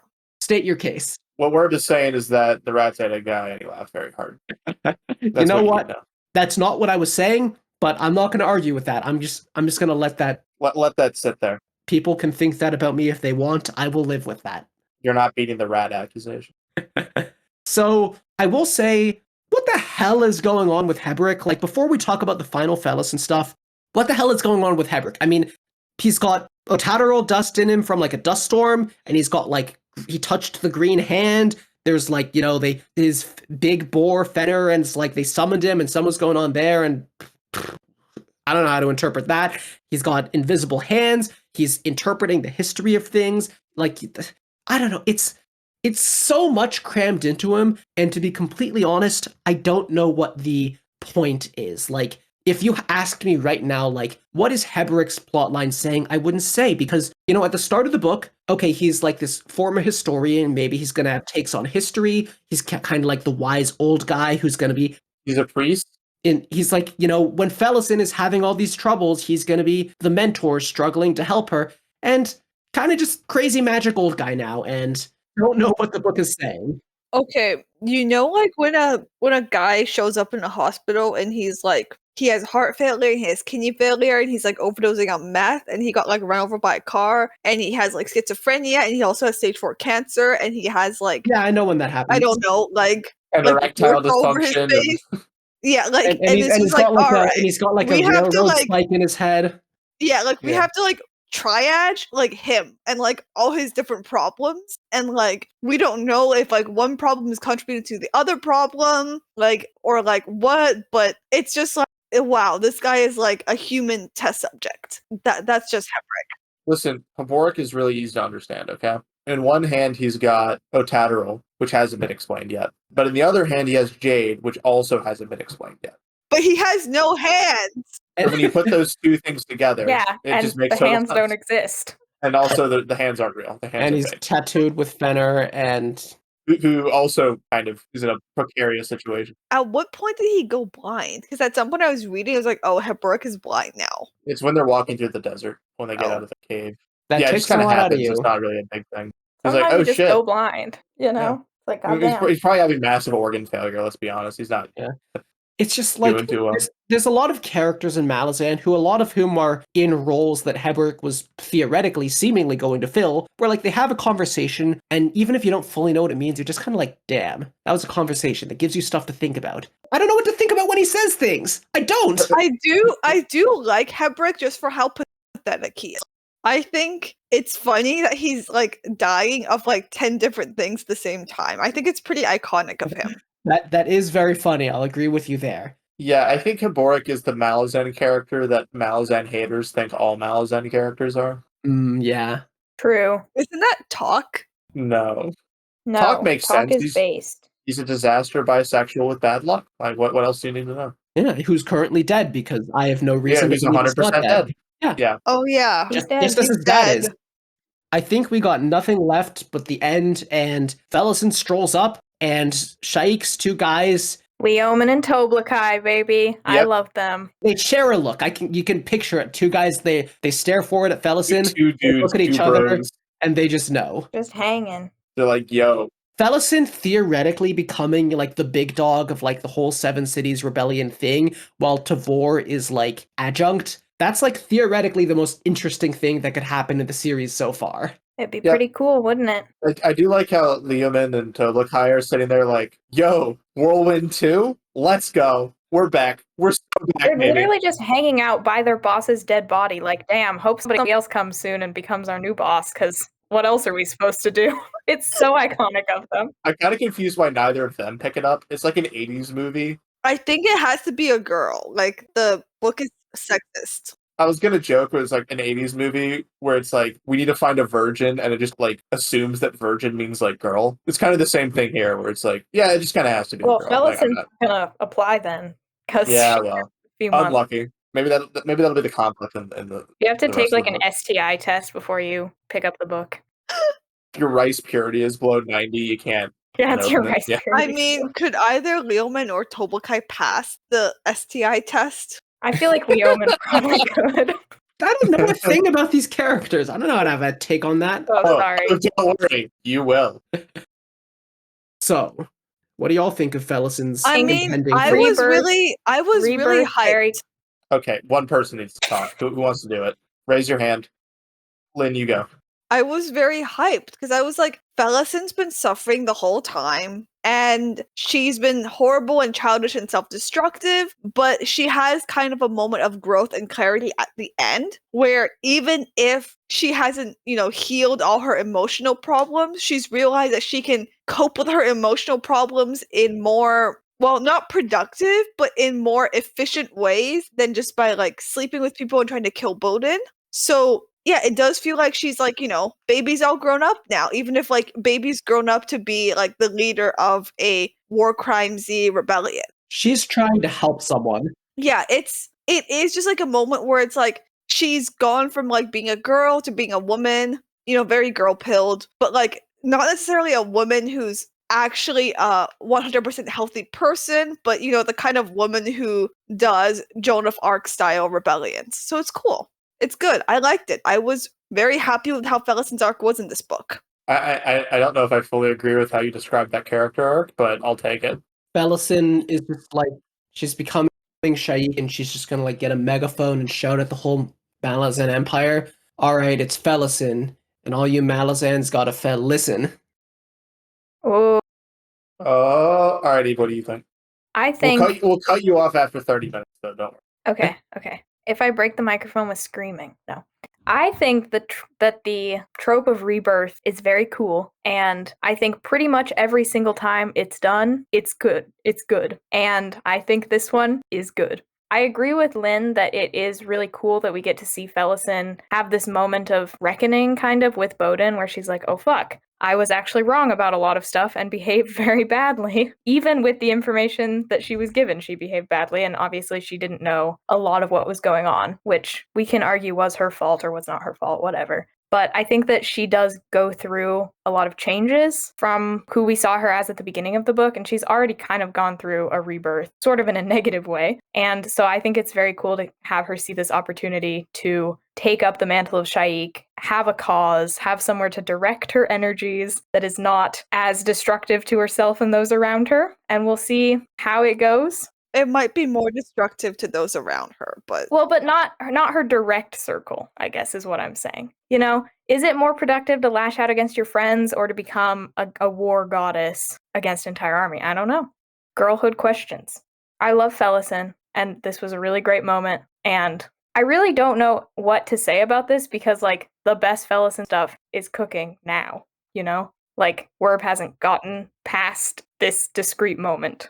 I feel like I just imagine what your state was going into this moment where you were into Felison, but I feel like were you thinking this book has an interesting girl in it, but the book is kind of just there to have her suffer. And then in this moment it changes from this book is there to have this girl suffer to this book is there to have her suffer so that she can then be in a really interesting spot to do some things. I can see how that would just totally change how you look at this book. I don't think I was ever oh, she's just here to suffer. She's just a punching bag for the narrative. I don't think I ever thought that, mostly because we see her having very limited agency, but using the agency that she does have very poorly. And to me, that highlighted some really interesting aspects of her character, but it didn't make her feel... Obviously, she was very powerless in most of her situations, but she was playing an active... She wasn't passive, I think is the difference. And so it didn't feel like, oh no, all this bad stuff's happening to her and she just kind of has to lay down and take it because that's her purpose in the story. And so I never had an issue with it. I didn't feel like she was being just dogged on and that she was there to suffer. But I do think that seeing her step from she is not just reacting, she is acting in the desert, but they're all sort of on the back foot just because of the situation that they're in. They're in a survival situation, having terrible interpersonal communication. And I think being able to see a shift from that into how she will respond in a situation that, well, maybe not necessarily better, is different and gives her more room and more power was very exciting to me. Yeah, I feel like regardless of how we feel about Felison's plotline before this is still just unanticipatedly interesting as a direction for her. I expected interesting. Yeah, and it's... Well, I mean, I should say, I called earlier in this part that seems like Felison could end up being Shaik, but it still kind of hits as a moment for the narrative to be committing to that fact. I also think it's important that we got all of the Tavor details. I say all, it wasn't that much, but that we got the Tavor setup or reveals that we did before this moment because it recontextualizes, like you said, where Felison ascending or becoming Shaik isn't just a personal character moment. It also has really cool and interesting parallels with Tavor and sets up a bigger narrative between the Malazans and Seven Cities that is both very personal but also on this gigantic continent-wide scale at the same time. And so that helped me buy in a lot more to the Malazan Seven Cities conflict, which I'd been feeling a little bit, I guess, distanced from, or I liked the Chain of Dogs, but I didn't really see the bigger picture of it, if that makes sense. And then seeing this of the two sisters on opposite sides, both sort of unaware of the full extent of the situation, but Tavor's actions are what led Felison to take up the mantle of Shaik. It's just so crunchy, and it's one of those things where as soon as it happens, you're like, oh yeah, that's a really cool character and story moment, but it I was not really thinking that far ahead and like playing 4D chess before it happened. Yeah. So And so now that you say a lot of that, it does make me think, like, are the decisions Fellison has to make going to parallel what Tavor did? Is Fellison going to be faced with a decision where she might have to consider sort of sacrificing or like making some hard decisions for some for the sake of some of her overall goals?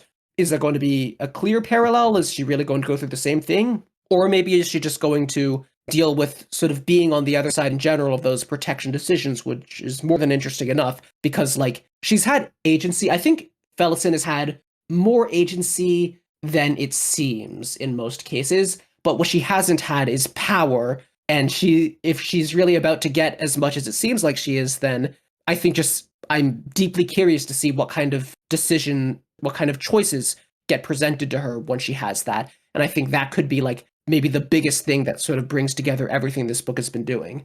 I think for me, because we discussed that we didn't get to see many of the Seven City Rebellion POVs.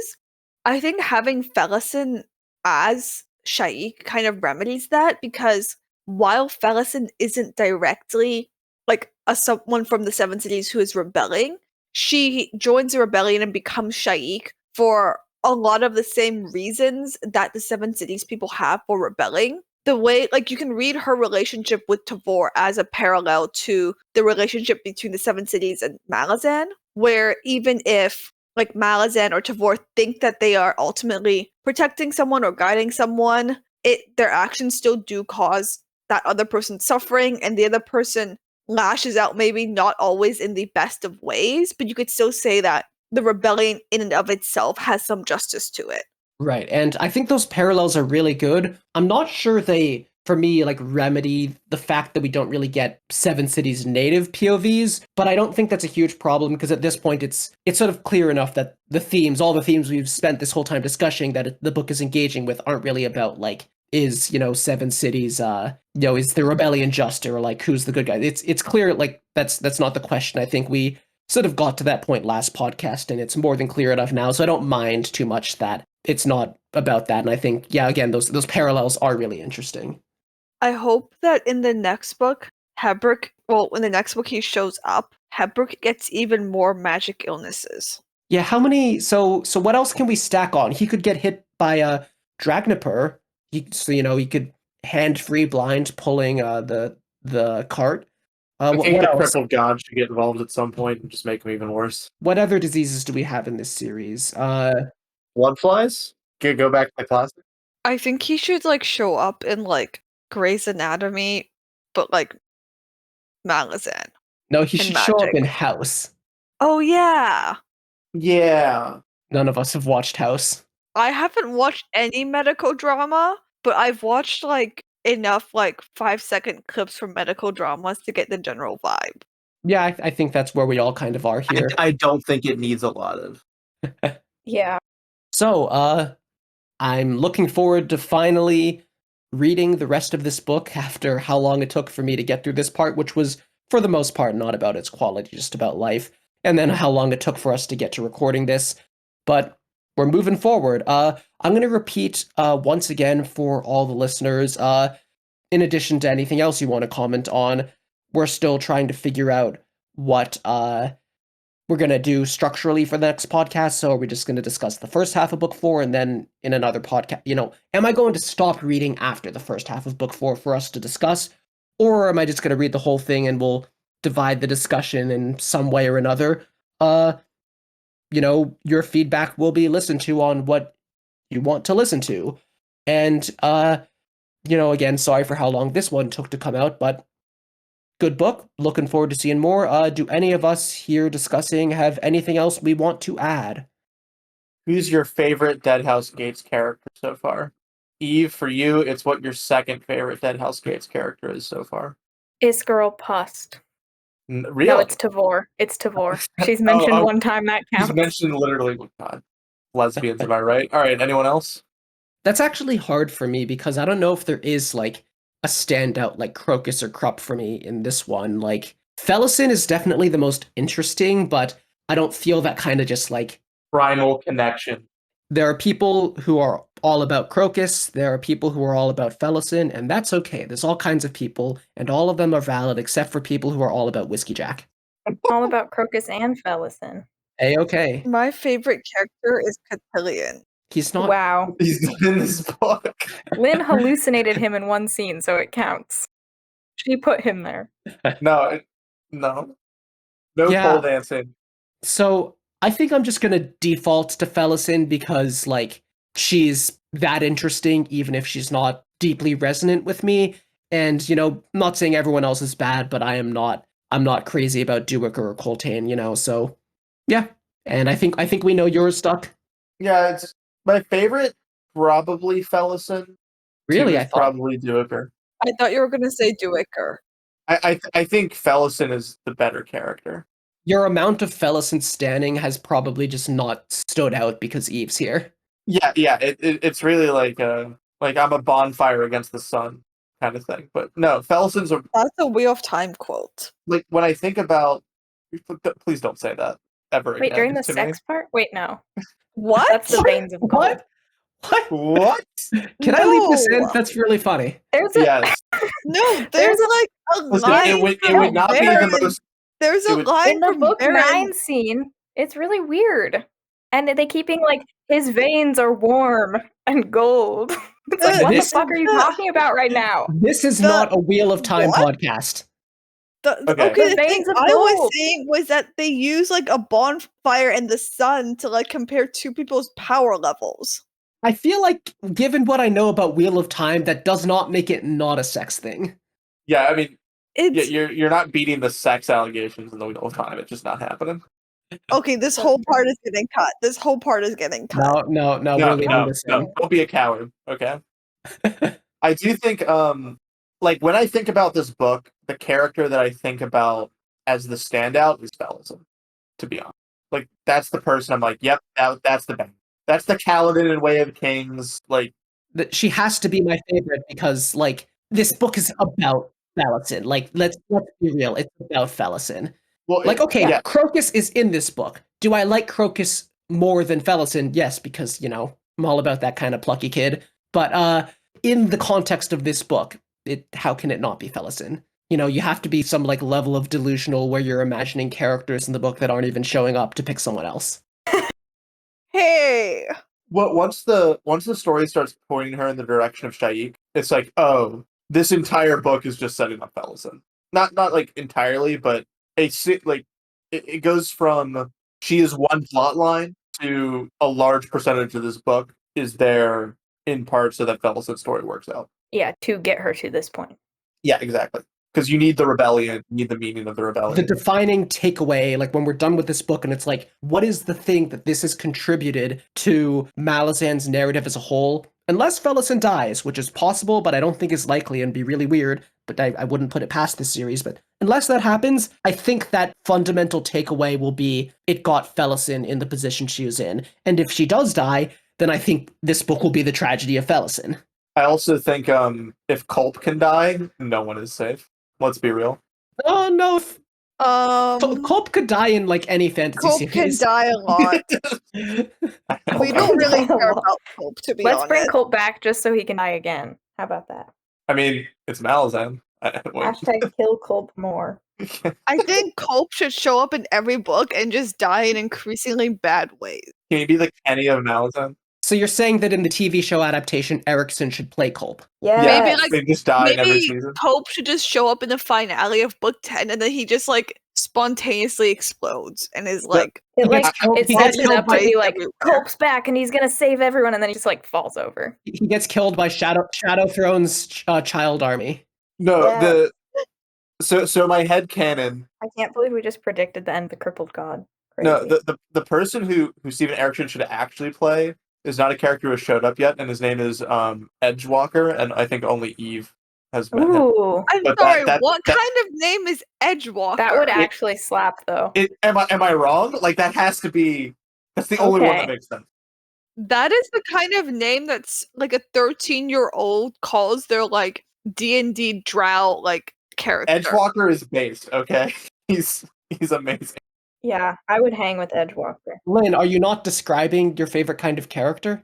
No, Yeah, like- real. You like Drow or Reggie.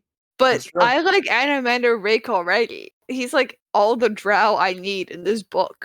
What if Cotillion was a Drow? But he's not. Cotillion is fine the way he is. But if he was a Drow, I feel like you would just like spontaneously combust. No, because then it would become too try hard, and then Lynn would pull away. Yeah, they have to walk a line between like, like I like them, but the author can't be obviously trying to make me like them because then I'll dislike them. I feel like Erickson was obviously trying to make us like Animander Rake, and it went fine. It worked. Yeah, people really go crazy over Rake People really like Animander Rake. for obvious reasons. I mean, it worked with Animander Rake, it didn't work for Kotang. All right, I have a question. Who would you play in the Malazan adaptation? Okay, see, I'm too old to play Crocus now. No, it's fine. They'll put you in like high school makeup. It's fine. Yeah. No, I don't think you're too old. we're going by like Riverdale rules, where all the teenagers look like supermodels. No, and no, they're, like, I'll 25 come years old. I'll come up with another answer. I actually think I could do a good Paran Ganos, that guy, because I think I play a good cringe 20-something trying to figure his life out. No, that's fair. Definitely just want to bang Tattersail, but that's okay. Eve, what about you? I have no idea. See, I would almost say Tattersail, but you just accused Yeah, me I of was gonna and say that I ruined it. That would make it very weird. I know. I'm like, well, I got big boobs. I got kind of a baby face. I feel like I could be Tattersail, and then Duck's like, No. maybe not. No, but I don't know. I picture Tattersail as having a body type that I do not have, despite the big boobs. So maybe not. But I don't know who I would play. I want to be Isgirl Puff's wife. That would That's be a good funny. one. That's a good one. I just thought of one, but you haven't gotten there, so we're just moving on. Okay, Duck, who you playing? That's a good question. I feel like I would just be like one of the like random. No, I would be Cole. 100%, I'd be Cole. See that? That's not even a question. The listeners won't get why that's so funny, but you're right. I do enjoy I hate my ex-wife too. So All right, yeah, now- I think I would play that. I would play that character very well because I would get it. All right, and finally, Lynn, who would you play? I have no idea. Lysine. I'm not that old. It's fine. They can Lysine age doesn't you up. They show can do up. CGI. Surly. Also, with all the blue makeup, like you can pull it off. I don't know. I kind of want to be Tabor, but she doesn't show up yet. So Your boobs are too small. Sorry, It's important. her big tits are part of her character. It's important for her representation. I cannot think of any other. I can't think of any female characters in Malazan. Low key, when I was thinking Wow. about this, no, I had the exact same thing because I was like, Malazan, progressive novel series, lots of women in it. And then I started thinking of the women, and I was like, there's not that many women compared to the men. Like, What about one of the bridge burners? You could be Picker. Who is Picker? What I about don't know Blend? any Yeah, of the bridge burners. I don't know if you've met Picker. No, she's mentioning Garns. Okay, She's at the mentioned. bar. Okay, so we've been spinning our wheels for a bit, so podcast over.